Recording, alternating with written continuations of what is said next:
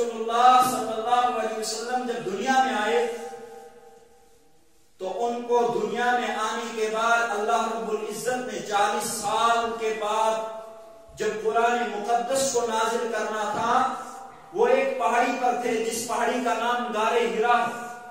غار حرا کے اندر اللہ رب العزت نے سب سے پہلے جس آیت اور جس سورت کو نازل کیا، اس سورت کا پہلا سینٹنس ہے وہ اقرا پڑھو، اقرا پڑھو۔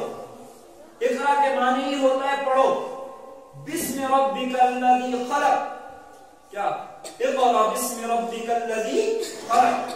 یہ 6 آیات نازل ہو گئی۔ اللہ رب العزت کی حکمت عملی، اس کے بعد سارا قرآن 23 سالوں میں نازل ہوا۔ کتنے؟ 23 سالوں میں۔ 40 سال ایج ہے، پہلی آیت اتر گئی اور 63 سال تک قرآن نازل ہوتا گیا۔ جب قرآن مکمل نازل ہوا، آپ صلی اللہ علیہ وسلم کو اس دنیا سے اٹھا لیا گیا۔ نبی دنیا میں بلڈنگ کے لیے، نبی دنیا میں دنیا بنانے کے لیے، نبی دنیا میں محلات تیار کرنے کے لیے، گاڑیاں خریدنے کے لیے یا کوئی اچھی خاصی کھیتی باڑی کرنے کے لیے نہیں آتے تھے، نبی دین کو سکھانے آتے تھے۔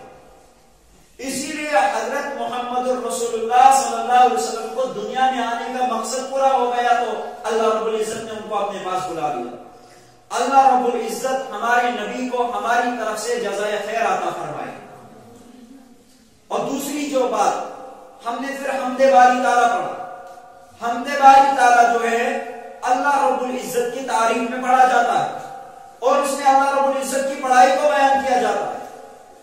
اور 2 ذاتیں اس دنیا میں بڑی مکرم اور معزز ہے۔ پہلی ذات اللہ رب العزت کی ہے، دوسری ذات مصطفیٰ کی۔ مصطفیٰ کو اللہ تعالیٰ نے 1,24,000 انبیاء پر فضیلت دی، وہ اسی لیے کہ اس کو کائنات میں رحمت للعالمین بنا کر مبعوث فرمائے۔ تو باری آئی اس کے شہر کے تو کہا لا اقسم بہذا البلد، اس کے شہر کی بھی قسمیں کھا لی۔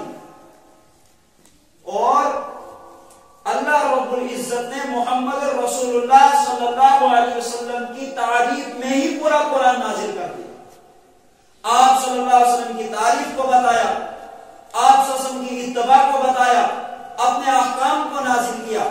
ایک ہی مقصد تھا، یہ مقصد تھا کہ عالم انسانیت کو اہدنا الصراط المستقیم والا راستہ کہاں سے مل جائے۔